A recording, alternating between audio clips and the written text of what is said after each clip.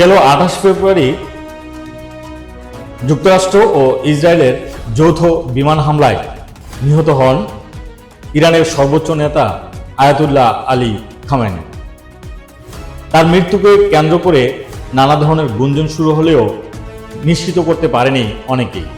তবে শেষ পর্যন্ত ইরান কর্তৃপক্ষ নিশ্চিত করে যে আয়াতুল্লাহ আলী খামেনি সেই হামলায় নিহত হয়েছেন। নিহত হওয়ার পর থেকেই বারবার তার দাফন কার্য সম্পন্ন করার ক্ষেত্রে একটি প্রতিবন্ধকতা হয়ে দাঁড়ায় নিরাপত্তা ব্যবস্থা।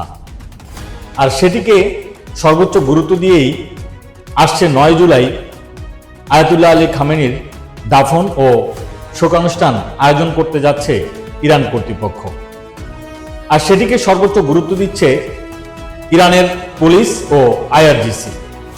আইআরজিসি বলছে ইরানের সর্বোচ্চ নেতা আয়াতুল্লাহ আলী খামেনির এই দাফন অনুষ্ঠানে এবং শোক অনুষ্ঠানে যোগ দিতে পারেন প্রায় 2 কোটিরও বেশি মানুষ। আর এই 2 কোটি মানুষের সর্বোচ্চ নিরাপত্তা দিতে কাজ করছেন তারা। এর মধ্যে আয়াতুল্লাহ আলী খামেনির জন্মস্থান উত্তর পূর্বাঞ্চলের শহরে যেখানে তাকে দাফন করা হবে সেখানেও প্রস্তুতি শুরু হয়েছে।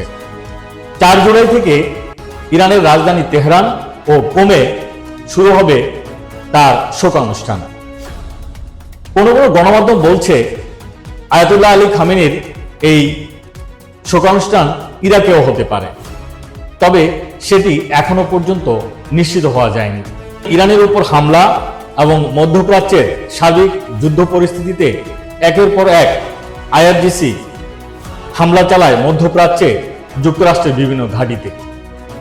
এর মধ্যে ইরানের পররাষ্ট্রমন্ত্রী আরাকচি ঘোষণা দিয়েছেন আগামী 30 দিন তারা হরমুজ প্রণালী তাদের নিয়ন্ত্রণে রাখতে চান এবং সেক্ষেত্রে তারা অন্য কোনো দেশের আধিপত্য মেনে নেবে না।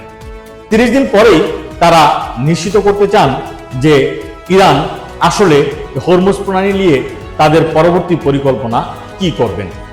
একদিকে ইরানের সর্বোচ্চ নেতা আয়াতুল্লাহ আলী খামেনির দাফন ও শোকানুষ্ঠান এবং অন্যদিকে হরমুজ প্রণালী ও এই মধ্যপ্রাচ্যের আধিপত্য বিস্তার নিয়ে একের পর এক চলছে সংঘর্ষ।